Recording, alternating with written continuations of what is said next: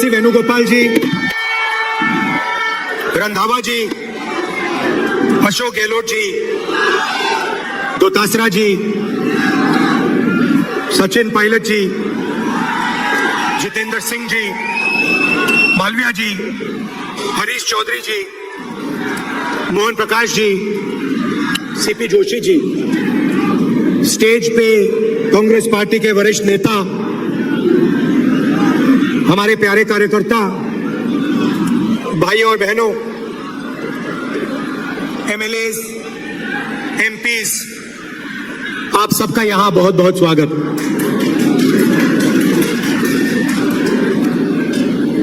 ये कार्यकर्ताओं का सम्मेलन है, आप दूर दूर से आए हैं।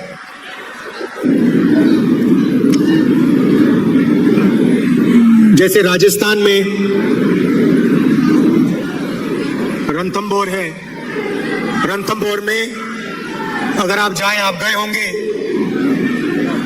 तो वहां पे एक शेर को देखने घंटे लग जाते हैं।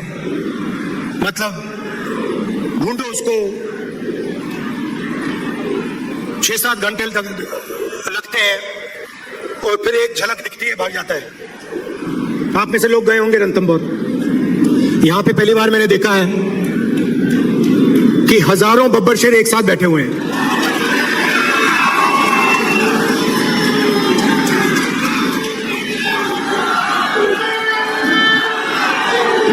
शांति से बैठे हुए हैं।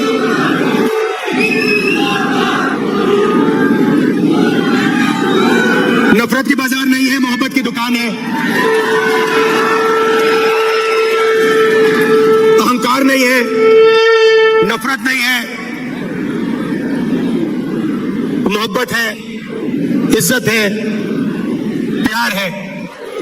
ये फर्क है बीजेपी में और कांग्रेस पार्टी में। विचारधारा की लड़ाई चल रही है।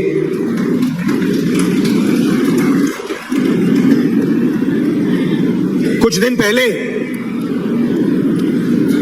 मैंने पार्लियामेंट में अदानी जी वाला भाषण दे दिया। देखा होगा आपने, पार्लियामेंट में देखा। अब इनकी नई आदत है, वो टीवी ऑफ कर देते हैं। पहले माइक ऑफ करते थे, अब टीवी ऑफ कर देते हैं। तो पता नहीं आप में से सबने देखा या नहीं देखा, मगर बीजेपी वालों ने जरूर देखा। और उसके बाद मेरी जो लोकसभा की सदस्यता है उसे रद्द कर दिया। जैसे गाड़ी में एक्सेलरेटर दबाते हैं, वैसे ही मेरे केस का एक्सेलरेटर दबा दिया और 2 दिन में मतलब निर्णय दे दिया। पहली बार हिंदुस्तान में डिफेमेशन के लिए मैक्सिमम पनिशमेंट 2 साल की मेरी लोकसभा की जो मेंबरशिप है रद्द कर दी। क्योंकि डर लगता है, डर लगता है। जैसे ही 2 चीजें हैं, आप एक काम करो, कांग्रेस पार्टी के बब्बर शेरों, कोई भी बीजेपी का कार्यकर्ता आपके सामने आए, उसके सामने अदानी नाम ले लो, भग जाएगा। एक से उसको सामने खड़ा कर होगा, आएगा, वो कुछ भी कहे, आप उससे कहो भैया एक बात बताओ, ये आपके जो प्रधानमंत्री हैं इनके बीच में और अदानी जी के बीच में क्या रिश्ता है? बीजेपी वाला भग जाए। तो पैनिक होता है, डर लगता है। उसके बाद दूसरा भाषण दिया, प्रेस कॉन्फ्रेंस की तारीखें आप मिला लीजिए। जैसे ही मैंने लोकसभा में भाषण दिया, वैसे ही मेरे केस पर एक्सेलरेटर दबा दिया गया। उसके बाद इंटरनेशनल फाइनेंशियल अखबार में अदानी जी के बारे में कहानी आती है। मैंने प्रेस कॉन्फ्रेंस किया, जिस दिन प्रेस कॉन्फ्रेंस किया उस दिन नरेंद्र मोदी जी ने स्पेशल सेशन लागू कर दिया। और पहले महिला आरक्षण की बात नहीं थी, आपको याद होगा, पहले हिंदुस्तान के नाम को बदलने की बात थी, याद है आपको, इंडिया से भारत। अब पहली बात कॉन्स्टिट्यूशन में साफ लिखा है इंडिया दैट इज भारत, मतलब दोनों नाम कॉन्स्टिट्यूशन में है, मगर ये इन्होंने पहले नया बहाना बनाया इंडिया वर्सेस भारत। कोई झगड़ा नहीं इंडिया और भारत के बीच में, मगर इन्होंने कोशिश की भैया इंडिया और भारत के बीच में लड़ाई कराओ। थोड़े दिनों में उनको पता लग गया कि जनता इसको एक्सेप्ट नहीं करेगी, जनता ये बात को सुनने के लिए तैयार ही नहीं है। प्रॉब्लम हो गई। अब स्पेशल सेशन में क्या करें? स्पेशल सेशन को अनाउंस कर दिया, अब क्या करें? चलो महिला आरक्षण की बात करते हैं। अब देखिए, महिला आरक्षण का हमने पूरा समर्थन किया है। राजीव गांधी जी पंचायती राज में महिला आरक्षण लाए थे, हमने बिल का सब पार्टियों ने, इंडिया ने, जो हमारा गठबंधन है, सब पार्टियों ने कहा हम इस बिल को पूरा समर्थन देते हैं, मगर इसमें हमारे 2-3 सवाल हैं। सवाल के जवाब दे दीजिए। पहला सवाल, इसमें ओबीसी महिलाओं के लिए रिजर्वेशन क्यों नहीं किया? दूसरा सवाल, बीजेपी के लोग कहते हैं कि महिला आरक्षण करने से पहले नए सेंसस की जरूरत है और नई डिलिमिटेशन की जरूरत है। ये सच नहीं है भाई और बहनों। महिला आरक्षण को लागू करने के लिए विधानसभा और लोकसभा की 33% सीटें महिलाओं को आज दी जा सकती हैं, मगर इन्होंने बहाना बनाया है। ये चाहते हैं कि महिला आरक्षण 10 साल में लागू हो, हम चाहते हैं कि महिला आरक्षण आज लागू हो।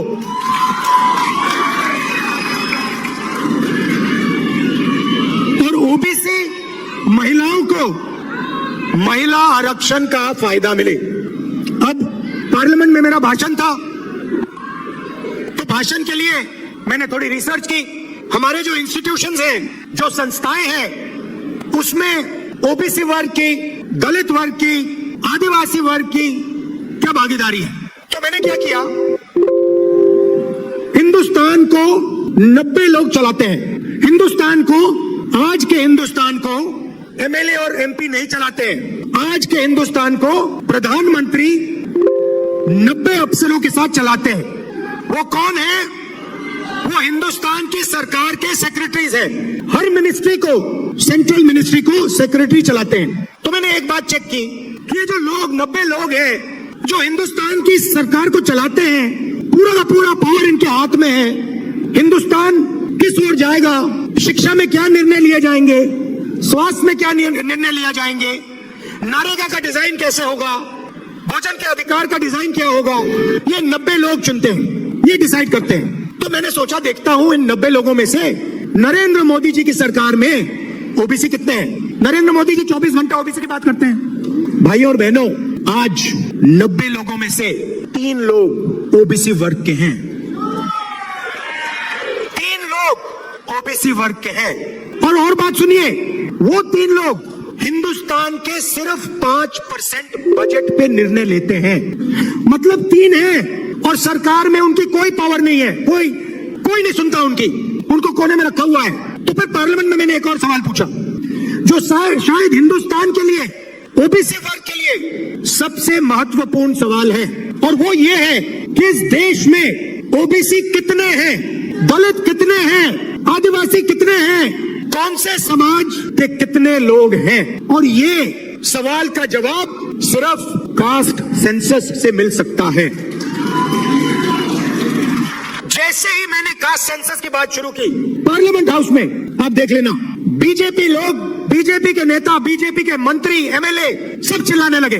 मेरी आवाज को दबाने की कोशिश की, टीवी का कैमरा हिल गया कि देश के ओबीसी को ये पता ना लगे कि हिंदुस्तान की सरकार को जो चलाते हैं, 90 लोग जो चलाते हैं, उनमें से सिर्फ 3 ओबीसी वर्ग से आते हैं। नरेंद्र मोदी जी, बीजेपी अदानी जी से डरते हैं। अदानी जी शब्द को अगर विपक्ष का कोई भूलता है, बीजेपी के कार्यकर्ता, प्रधानमंत्री, मंत्री सब हिलने लगते हैं, टीवी ऑफ हो जाता है, माइक बंद हो जाता है। दूसरी तरफ जैसे ही कांग्रेस पार्टी कास्ट सेंसस की बात करती है, जो मैंने बात उठाई पार्लियामेंट हाउस में, 90 लोगों में से 3 लोग ओबीसी क्यों हैं, 5% बजट इन लोगों के हाथ में क्यों है? क्या ओबीसी की आबादी 5% है? क्या 5% है?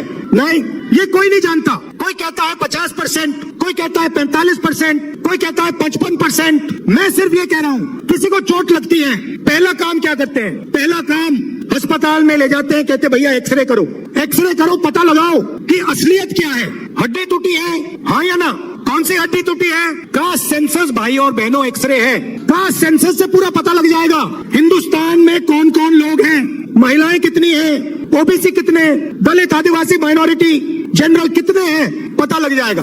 एक्सरे के बाद काम किया जा सकता है। अगर हम ओबीसी को भागीदारी के देने की बात करते हैं तो बिना कास्ट सेंसस ये किया ही नहीं जा सकता है। तो प्रधानमंत्री 24 घंटा ओबीसी की बात करते हैं, ओबीसी की इज्जत की बात करते हैं, तो फिर प्रधानमंत्री कास्ट सेंसस से क्यों डरते हैं? प्रधानमंत्री जी, अगले भाषण में आप हिंदुस्तान को बता दीजिए कांग्रेस पार्टी ने कास्ट सेंसस किया था, आंकड़े आपके पास हैं, उन आंकड़ों को आप हिंदुस्तान के सामने रख दीजिए, हिंदुस्तान की जनता को दिखा दीजिए। और अगला जो सेंसस है उसको आप कास्ट बेसिस पे कीजिए, ओबीसी का अपमान मत कीजिए, ओबीसी को धोखा मत दीजिए। अब आप देखना नरेंद्र मोदी जी ना अदानी जी की बात कर सकते हैं और ना ओबीसी सेंसस की बात कर सकते हैं। उनके भाषण देखना, आप आने वाले समय में भाषण देखना, ओबीसी सेंसस पे वो एक शब्द नहीं बोल पाएंगे, आपके सामने आंकड़े नहीं रख पाएंगे, अदानी जी के बारे में एक शब्द नहीं बोल पाएंगे। सच्चाई है, यहाँ पे राजस्थान में हमारी सरकार ने आपसे झूठे वायदे नहीं किए। 21 लाख किसानों को 14,000 करोड़ रुपए राजस्थान की सरकार ने दिया है। चिरंजीवी स्वास्थ्य योजना को आप जानते हो, कुछ दिन पहले मैं रेलवे स्टेशन में कुलियों से बात करने गया, उन्होंने मुझे बुलाया, उन्होंने मेरा एक वीडियो देखा और उन्होंने कहा हम आपसे बात करना चाहते हैं। मैं गया उनकी समस्या समझने, उनकी दिल की आवाज को सुनने। मुझे कहते हैं राहुल जी, राजस्थान की सरकार ने जो स्वास्थ्य पे काम किया है उसने हमारी जान बचा दी, हमारे घुटने खत्म हो गए, हम वजन नहीं उठा पा रहे हैं, राजस्थान की सरकार ने हमारी मदद की, हम ये कभी नहीं भूल सकते। शिक्षा में 3600 इंग्लिश मीडियम स्कूल हमने खोले हैं। अब आप एक काम कीजिए, मैंने काम किया इसलिए मैं बोल रहा हूं आपको। लोकसभा में मैं आपको एक बात बताता हूं, लोकसभा में एक दिन मैंने देखा बीजेपी के एमपी अंग्रेजी के खिलाफ लंबा भाषण दे रहे हैं और हिंदी के बारे में बोल रहे हैं। हिंदी सबको सीखनी चाहिए मगर अंग्रेजी भी सीखनी चाहिए। दुनिया में अगर आप किसी से बात करना चाहते हो आपको अंग्रेजी की जरूरत होगी, हिंदुस्तान में अगर आप किसी से बात करना चाहते हो आप हिंदी में कर सकते हो, दोनों की जरूरत पड़ती है। बाद में मैं गया पीछे, सुनिए, बाद में मैं पीछे गया और मैंने उनसे पूछा भैया एक बात बताइए, सुनिए डिस्टर्ब मत कीजिए, मैंने पीछे गया, मैंने कहा उनसे भैया एक बात बताइए, आपने अंग्रेजी के खिलाफ बात की, आपके जो बच्चे हैं वो हिंदी मीडियम स्कूल में जाते हैं, अंग्रेजी मीडियम स्कूल में, इंग्लिश मीडियम स्कूल में जाते हैं, मतलब ये चाहते हैं कि इनके बच्चे अंग्रेजी सीखें और गरीबों के बच्चे अंग्रेजी ना सीखें, मतलब दो हिंदुस्तान बने, इनके बच्चे अंग्रेजी सीखकर अमेरिका जाए, जापान जाए, चाइना जाए और गरीबों के बच्चे अंग्रेजी ना सीखे और बाकी दुनिया में ना जा पाए, बाकी दुनिया से बातचीत ना कर पाए। हमें दो हिंदुस्तान नहीं चाहिए, हमें एक हिंदुस्तान चाहिए। तो बब्बर शेरों, आपकी सरकार ने और आपने, क्योंकि ये सरकार आपकी है, आपने राजस्थान के लोगों को स्वास्थ्य दिया, आपने कर्जा माफ करवाया। भैया यहाँ पे सिलेंडर कितने का है? ये गहलोत जी ने, खारगे जी ने, मैंने ये हमने नहीं किया है, ये कांग्रेस पार्टी के कार्यकर्ता ने हमें कह के करवाया है। कांग्रेस के कार्यकर्ता ने, नरेंद्र मोदी जी पूरे देश में माताओं बहनों से पैसा छीनकर 2-3 उद्योगपतियों की जेब में डाल रहे हैं। कांग्रेस पार्टी के कार्यकर्ताओं ने राजस्थान की महिलाओं को 500 रुपए का गैस सिलेंडर दिलवाया है, ये भूलिए मत। 100 यूनिट मुफ्त इलेक्ट्रिसिटी बिजली आपने दी, इंदिरा रसोई में 8 रुपए के लिए खाना आप देते हो। मैंने आपको हथियार दिए हैं, चुनाव का समय है, बीजेपी के कार्यकर्ता आपके सामने आएंगे, 2 सवाल पूछिए, कास्ट सेंसस क्यों नहीं करवा रहे हो? अदानी जी को आपने कितना फायदा पहुंचाया देश को बता दो। हमने आपको स्वास्थ्य दिया, 500 रुपए का सिलेंडर दिया, कर्जा माफ किया, ये आपके हथियार है। मैदान में जाइए, सच्चाई रखिए और ये जो नफरत फैलाते हैं, इनके नफरत के बाजार के अंदर मोहब्बत की दुकान खोलिए। धन्यवाद, जय हिंद।